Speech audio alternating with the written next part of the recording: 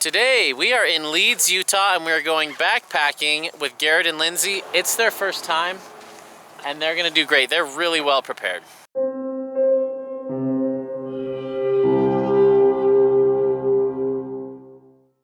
We are here. We're gonna be hiking up here, up Cottonwood Canyon, up to the upper land above that. Are you so excited? You too? It's cool. These trails are open to horseback, mountain biking, and hiking.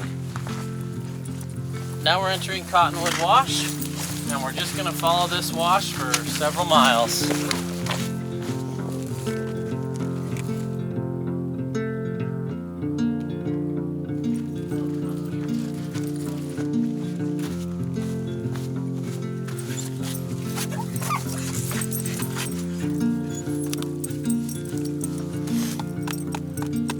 Where's Teresa?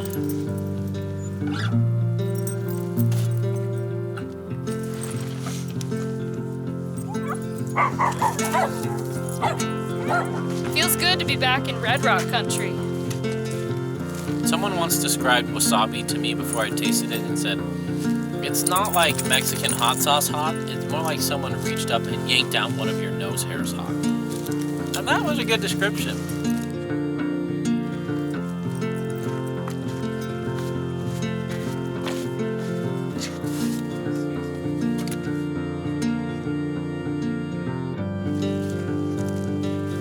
Our campsite is up there on top of these cliffs, and it's way farther than it looks. But this is where the hike gets extra cool. Yeah, you saved him. You do it. You do it. Good girl. Whoa. Just about ate it there. Holy cow. It is full of water, and it gets deep in there, so we gotta get up that. We could take our shoes off and wade through it and chuck them up and then scramble up there. That's an option. We could try to climb around there, though that looks sketchy. And we could try to go up that way, which actually looks better to me. Or we have another option. We can go out of this canyon and hike out the way the horses did. Let's see how deep this water is. That's probably 2 or 3 feet deep. I say we just go around. There's no rush. If we had to get out of here, we would take our shoes and socks off and roll our pants up and wade through that and get through it. But then we'd be ice cold the entire night and no fire would get us warm. Fender is worried. Come on, Nancy.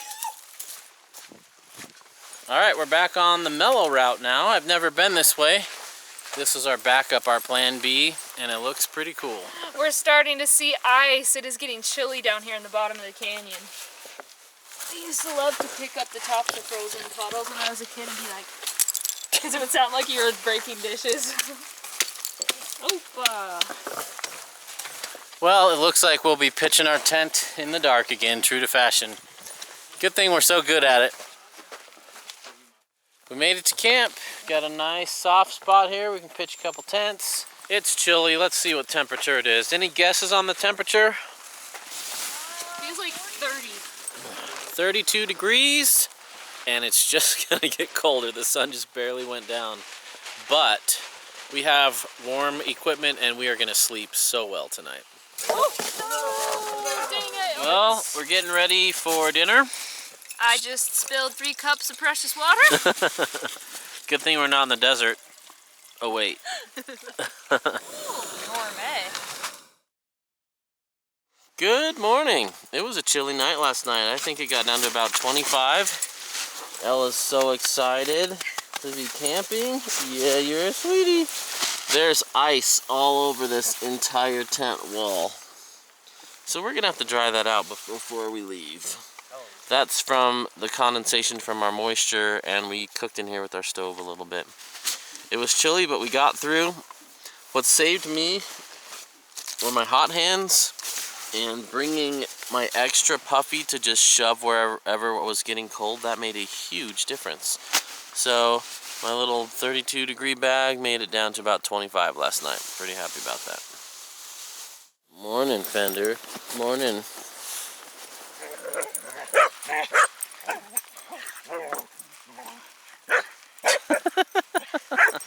I wish I had brought gloves.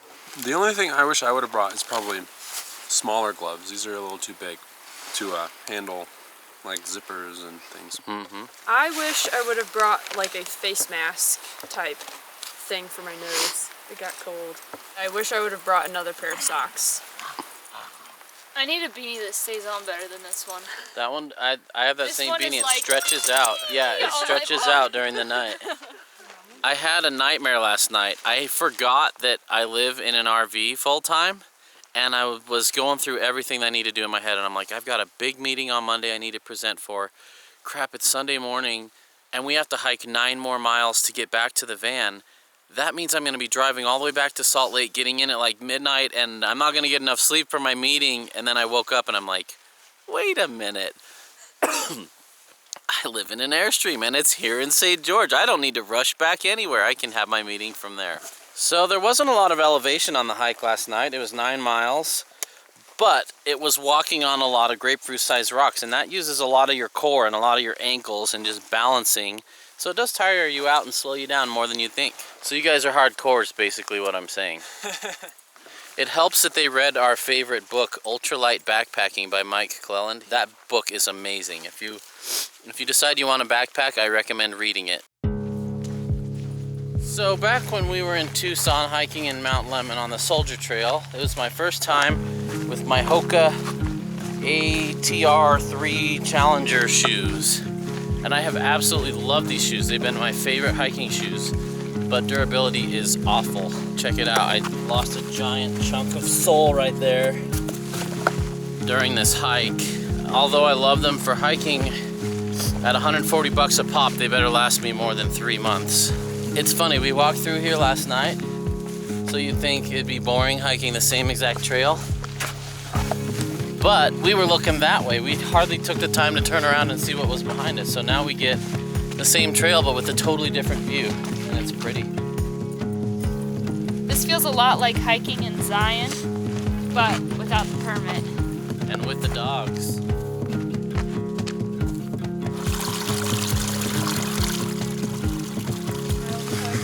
These dogs are getting tired.